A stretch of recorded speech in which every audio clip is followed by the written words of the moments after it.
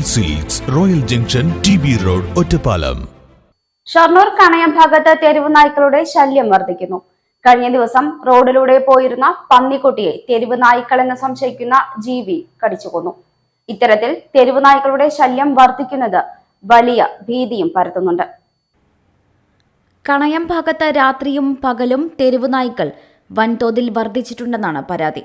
സ്കൂളുകളിലേക്കും അംഗനവാടികളിലേക്കും പോകുന്ന കുട്ടികൾ ഉൾപ്പെടെ ഇതോടെ വലിയ ഭീതിയിലാണ്. കഴിഞ്ഞ ദിവസം പന്നിയെ കടിച്ചുകൊന്ന സംഭവം ഉണ്ടായതോടെ രക്ഷിതാക്കൾക്കും നാട്ടുകാർക്കും ആശങ്കയും ഉണ്ടായിട്ടുണ്ട്. തെരുവ് നായ്ക്കളാണോ കുറുക്കനോ മറ്റു ജീവികളാണോ എന്നും അറിയാത്തതാണ് ആശങ്കയ്ക്കിടയാക്കുന്നത്. കണയം റെയിൽവേ പാലത്തിനപ്പുറവും ഇപ്പുറവുമുള്ള പ്രദേശങ്ങളിലാണ് ഭീതിതമായ സാഹചര്യമുള്ളത്.